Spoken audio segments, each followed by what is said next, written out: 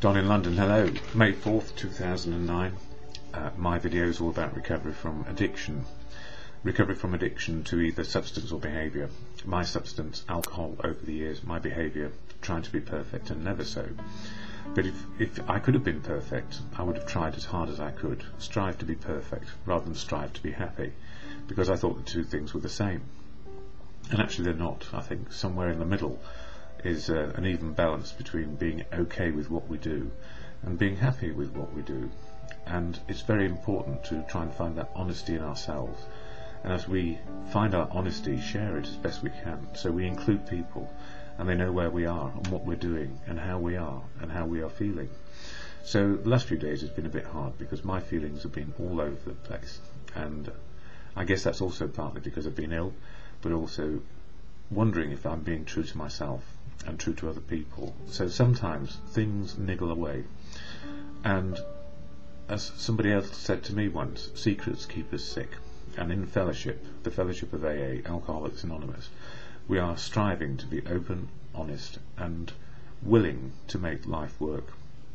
So we have to be fairly transparent in our basic activities around living, and if for any reason we're withholding information from friends or relatives or whatever is going on, then we are starting to be secretive, and that leads to isolation and difficulties of finding the truth which is acceptable to other people, and actually the absolute truth of where we are, whether we're not sure, uncertain, absolutely certain, perfect or not. It doesn't matter. As long as we're sharing the truth as we know it, we have a better chance of making this one day work. So lessons learned, and often when we share the truth, we find that the truth comes straight back at us and is confirmed that we were right, or the gut feeling, that feeling inside which says, I need to be me.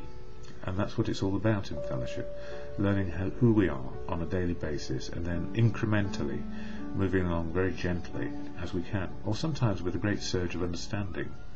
And I feel that way now, so a great weight off my shoulders about truth. I can't go into the details, it would take too long, but here it's all about recovery and leaving addiction behind, but being very aware of it. So what helped me get sober from alcohol and then start to behave differently and find a life where I can find out who I am?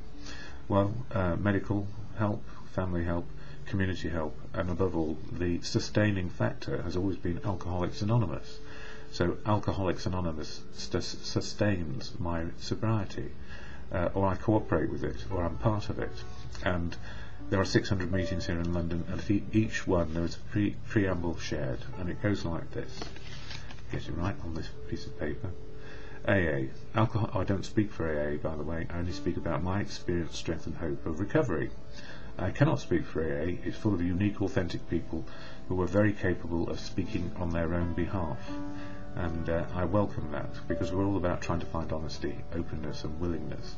So the AA preamble shared at every meeting goes like this. Alcoholics Anonymous is a fellowship of men and women who share their experience, strength and hope with each other, that they may solve their common problem and help others to recover from alcoholism. The only requirement for membership is a desire to stop drinking. There are no dues or fees for AA membership. We are self-supporting through our own contributions.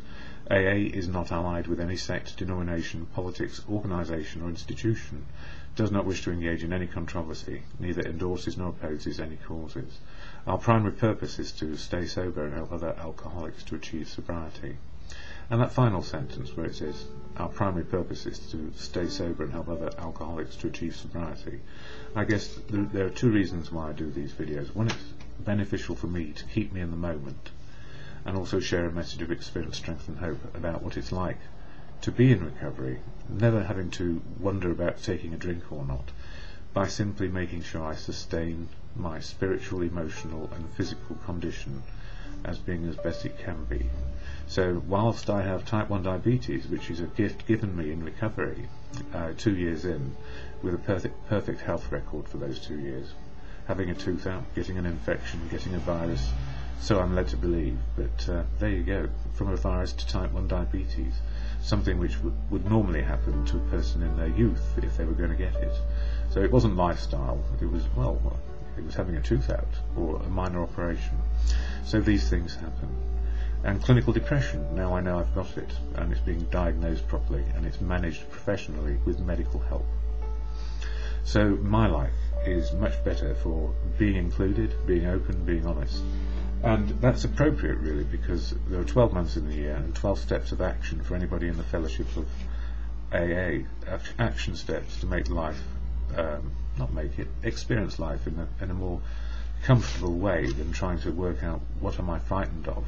It's not about fear so much as courage, faith and confidence to face the day.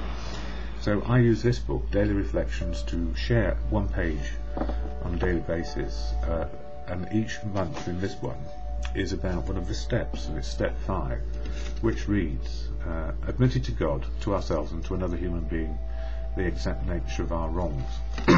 So please don't be put off by the word God, because on any day I could be an atheist, agnostic or a God believer, depending on my life experience, and sometimes it's a bit difficult to wonder what we believe in.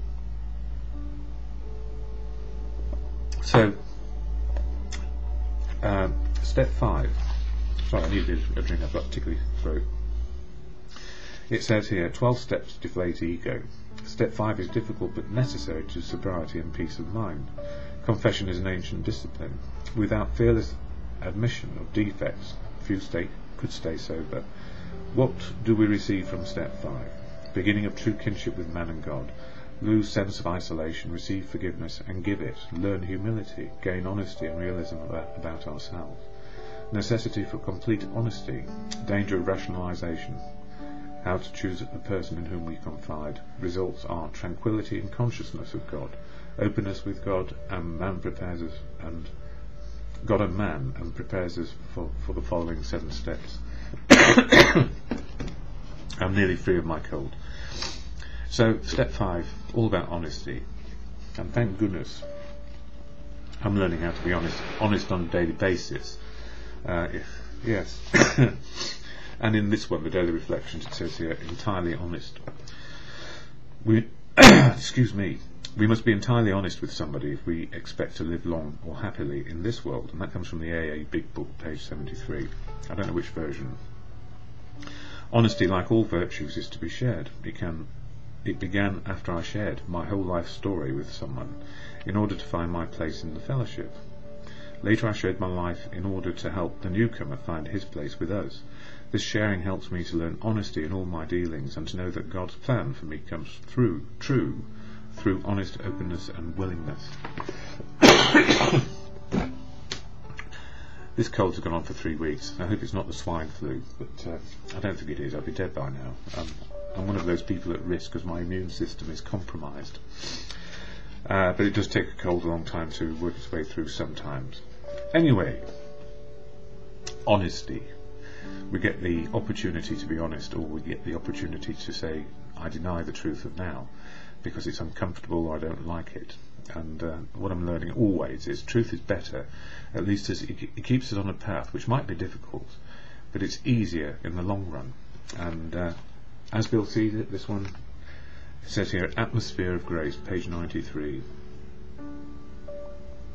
Those of us who have come to make regular use of prayer would no more do without it than we would refuse air, food or sunshine. And for the same reason, when we refuse air, light or food, the body suffers. And when we turn away from meditation and prayer, we likewise deprive our minds, our emotions and our intuitions of vitally needed support. As the body can fail its purpose for lack of nourishment, so can the soul. We all need the light of God's reality. That's nature and providence as it is, without denials and filters. The nourishment of His strength and the atmosphere of His grace, which is to understand where we are today. To an amazing extent, the facts of AA life confirm this ageless truth. And the ageless truth beyond measure is to find the truth and be open and honest and willing to actually engage in truth. It may not give us what we may secretly desire, but it actually makes our desires more appropriate and life-shaped, life-sized. So when I share the Serenity Prayer and say, God, grant me the serenity to accept the things I cannot change, courage to change the things I can, and the wisdom to know the difference, I know that it's only just for today, and then I have to do it all over again tomorrow.